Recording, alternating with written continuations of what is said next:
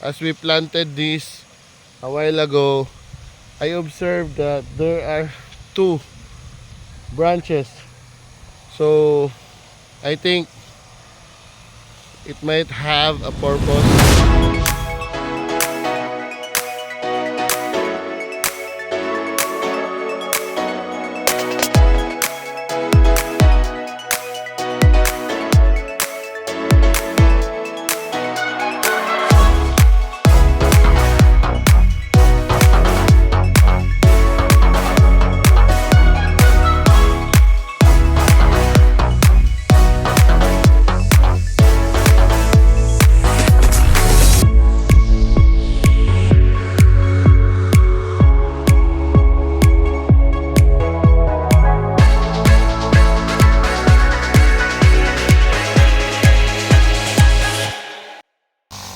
Good morning. For today's video, we are going to update you on the development of the farm.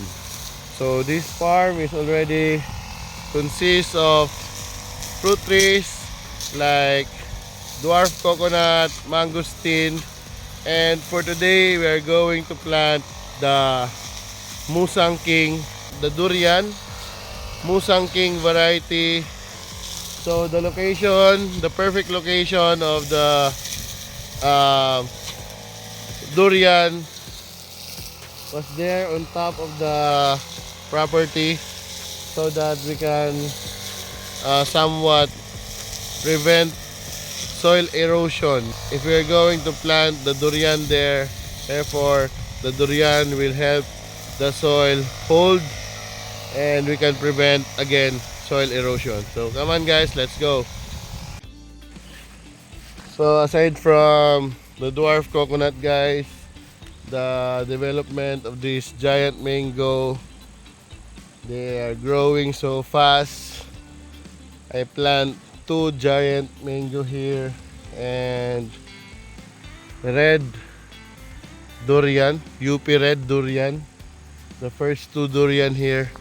And now these three seedlings Musang King, which Mr. Asan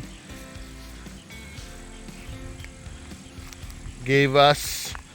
This is beautiful seedlings, and I'm very happy because, well, they want to help us to have a Musang King here in the farm. And also the challenge is how to take good care of this Musang King.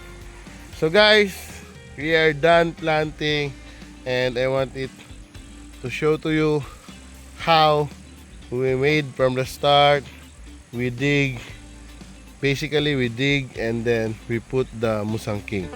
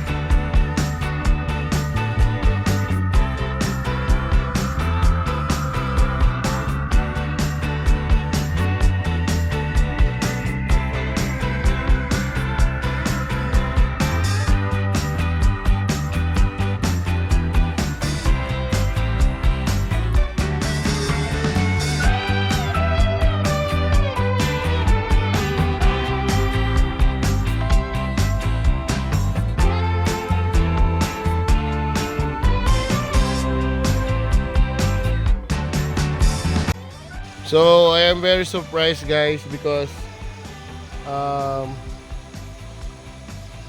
as we planted this a while ago, I observed that there are two branches. So I think it might have a purpose why they grafted the two branches technique, which I first encountered here a while ago, and I am very surprised with these two branches. And for those of you guys who knows what is the effect or what is the technique or what will be the result of these two branches, please comment down below. Thanks for watching, guys.